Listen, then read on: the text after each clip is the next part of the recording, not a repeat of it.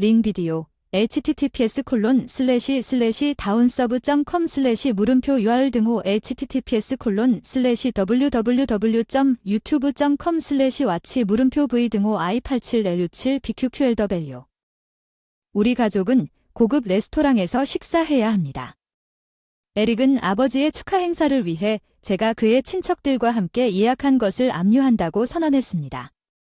또한 그는 당신과 같은 홀아버지 가정은 고급 레스토랑에서 값싼 술집을 고수할 수 없다는 것을 의미했습니다.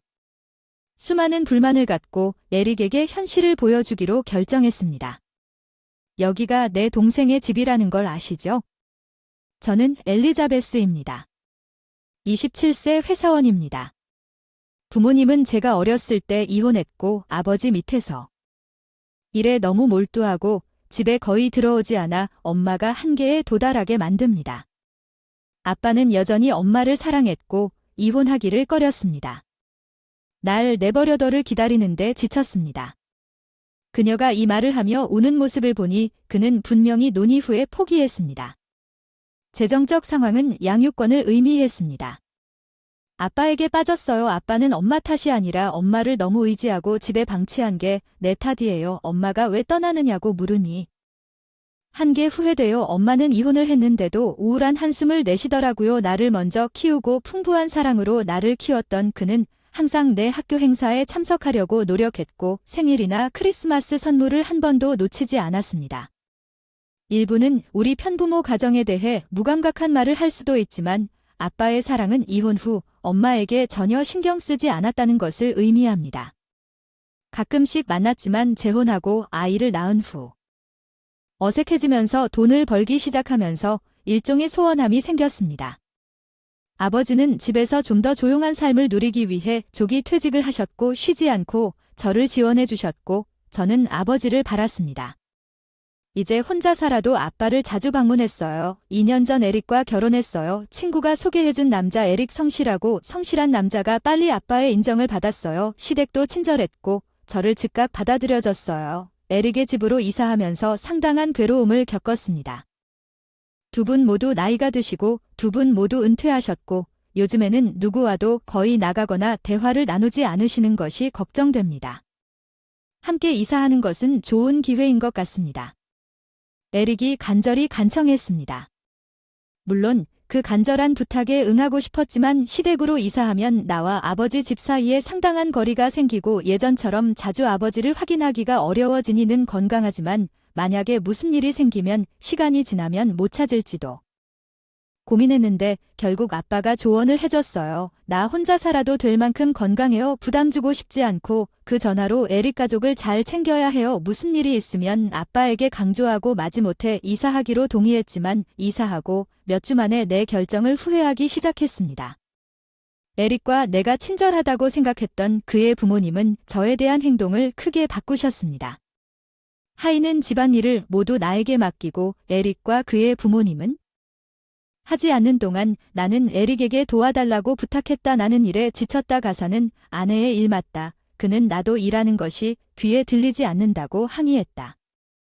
나랑 결혼했으니까 나와 내 부모님에게 헌신해야 해. 에릭은 일을 마치고 집에 오면 끝없는 집안일을 해야 한다는 비아냥거림으로 말하곤 했고 에릭의 어머니 메리는 나를 가차없이 괴롭혔고 일부러 음식을 쏟기도 했다. 바닥을 더럽히거나 작은 먼지 한 점에 대해 불평하려고.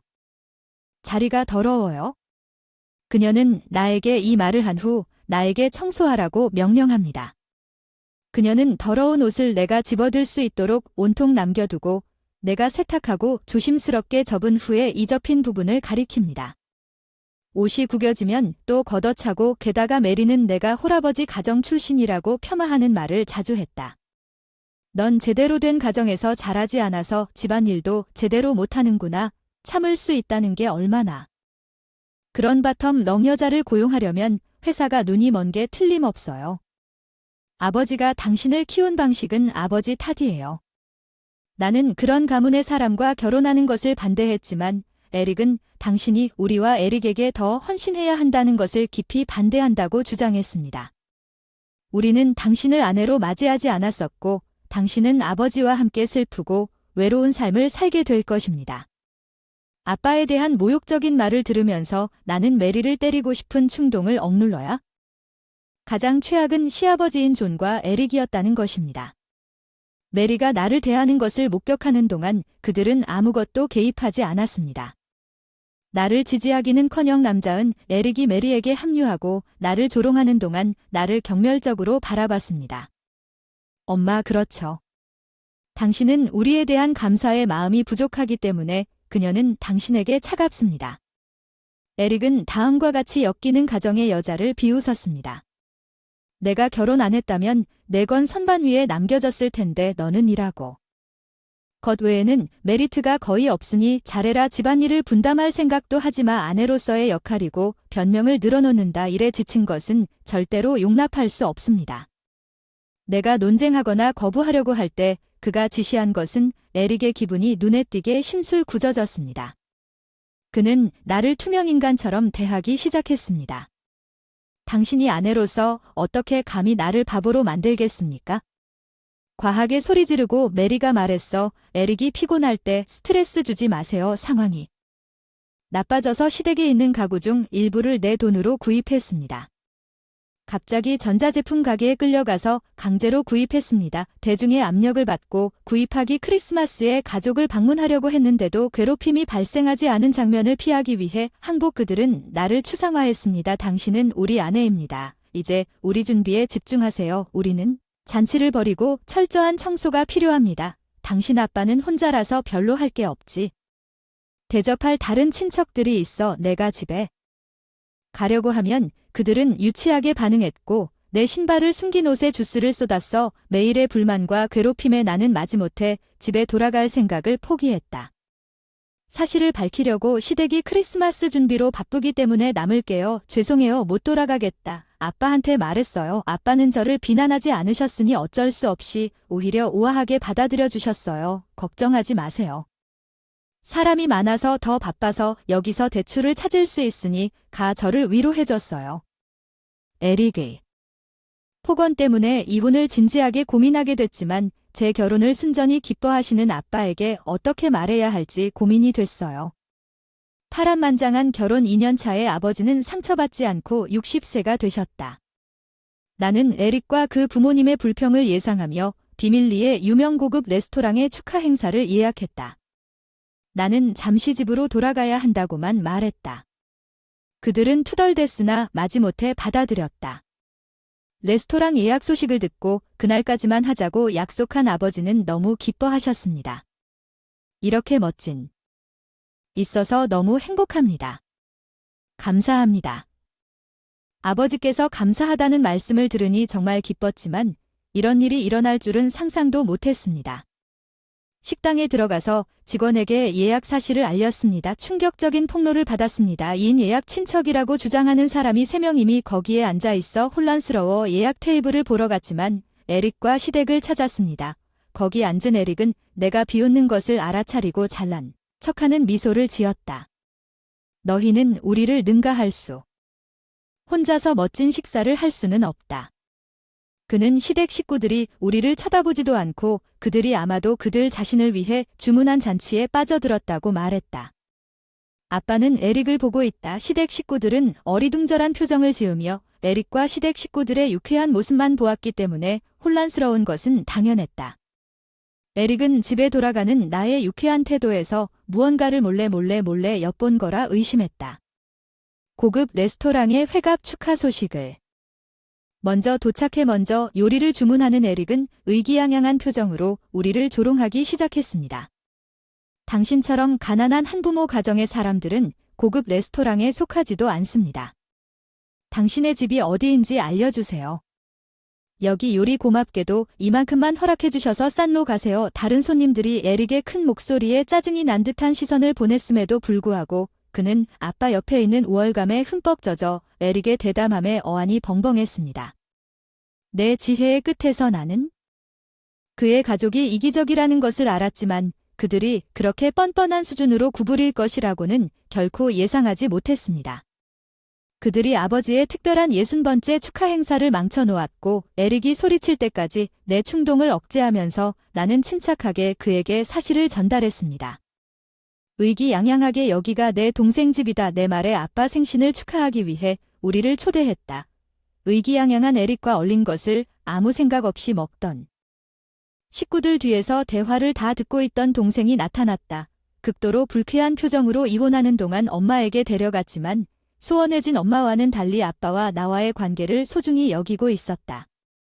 식당을 운영하는 동생이 참석하지도 않은 아빠의 회갑 생일을 이곳에서 축하하자고 제안한 사람이었다. 일 때문에 결혼식을 올렸지만 사진을 봤기 때문에 에릭을 알아보았다.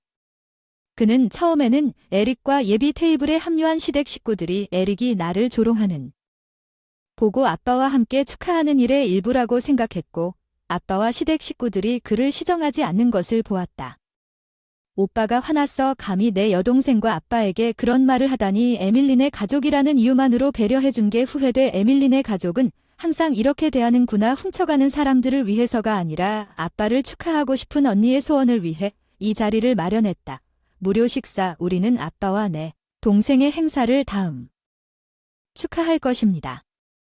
당신이 먹은 만큼 지불할 것입니다. 에릭과 그의 일행은 변명을 하기 시작했습니다. 아니 그게 아니라 우리가 정말로 축하할 예정이었는데 내 동생이 그것을 직원들에게 맡겼고 저와 아빠를 밖에 데리고 나가서 그런 사람들을 식당에 들여보내서 축하 행사를 망쳐서 미안해요. 제가 보상해드릴게요. 집에 가는 길에 우리에게 사과했어요. 저는 에릭과 시댁 식구들이 당한 모든 학대를 아빠에게 설명했어요. 묵묵히 들어보니 결혼 생활이 불행하다면?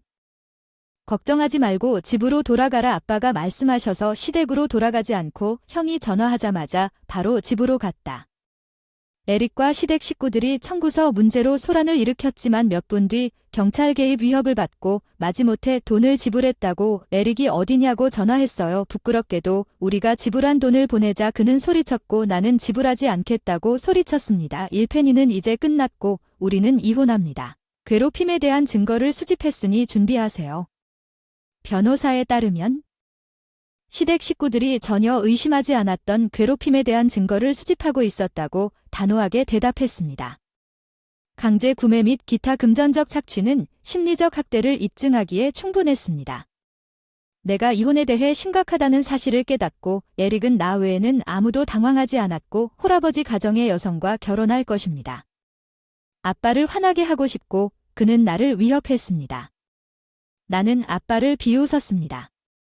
행복이 제일 중요해. 난 너 같은 사람을 걱정하기보다는 함께 있는 게 낫겠다고 대답했지만 에릭은 나중에 후회할 거라고 경고했지만 전화를 끊고 이혼 준비를 하다가 결국 에릭과 나는 이혼을 꺼렸다. 사회적 이미지가 떨어졌으나 법원에 가까워지자 결국 포기했습니다. 심리적 학대에 대한 실질적인 증거를 확보하여 재산 분배 과정에서 추가로 이혼 시 공정한 합의를 얻었습니다. 법적 권리가 있는 시댁에서 구입한 가구를 가져갔습니다. 구매자 인척이 불만을 제기했지만 내 변호사는 구매자가 자연스럽게 소유권을 가지고 말했고 부모님 집으로 돌아온 후 몇 달 후에 에릭은 이혼을 촉발한 날 분명히 화해하고 싶어 손을 뻗었습니다. 레스토랑 에릭의 상사와 동료들은 직장 축하를 위해 거기에 있었고 그가 나에게 하는 말을 모두 들었고 아빠 한부모 가정에서 자라면서 어려움을 겪었던 에릭의 상사는 에릭의 미혼모 가정에 대한 비난적인 발언에 실망했습니다. 유망 직원이었던 에릭은 지위를 잃었습니다. 게다가 동료들이 퍼뜨려 직장에서도 심리적인 우리로 상황 하늘의 문제는 회사에만 그치지 않고 이혼 전 시댁도 어지러워졌다. 에릭과 시댁도 법이 모든 집안일을 나에게 떠맡겼고 이혼 후 게으름에 사로잡힌 시댁 식구들은 집안일을 누가 해야 하는지를 놓고 다투었습니다. 에릭은 시댁 식구들로부터 내가 가져간 가구를 대신할 새 가구를 사라고 압력을 받고 있었고 재정적으로 더 많이 기여해야 했습니다. 잘못된 엘리자베스. 나는 당신의 친절을 너무 많이 이용했습니다. 나는 진심으로 다시 시작하고 싶습니다. 에릭은 화해를 간청했지만 내 감정은 상당히 식어버렸습니다. 그는 아마도 시댁에서 집안일을 해야 한다는 더 많은 압력에 직면했고 제가 다시 일을 시작하기를 원했을 것입니다. 가사도우미 로서의 내 역할. 어쩌면 그 사람은 시댁 식구들의 금전적 요구 일부를 나에게 떠맡기려고 했기 때문에 나는 그의 제안을 단호히 거절했습니다. 절대로 당신이 돈을 지불하더라도 당신과 함께 돌아오지 않을 것입니다. 당신이 변화는 보입니다. 결혼하고 다시 나를 착취하다 아빠 걱정 없이 일찍 이혼하지 않은 게 어리석었다면 아마도 아빠의 환갑이 망가지지 않았을 텐데 이제 우리는 이혼한 셈이다. 낯선 사람들이 나에게 다시 연락하면 내 변호사와 상담할게. 내가 전화를 끊었다는 것은 아마도 에릭으로부터 더 이상 화해 시도를 받지 못했기 때문에 변호사에 대한 언급이 울려 퍼진 것 같습니다. 지금은 집에서 아빠와 함께 행복하게 살고 할게요.